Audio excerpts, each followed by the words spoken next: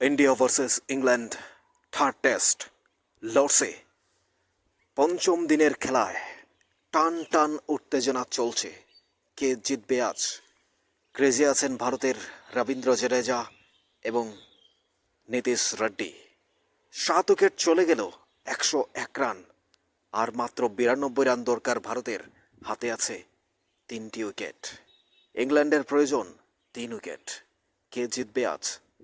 First ইনিংসে England 387 all wicket, ইন্ডিয়াও 387 all wicket. Second ইনিংসে ইংল্যান্ড 192 রানে অল উইকেট চলে যায়।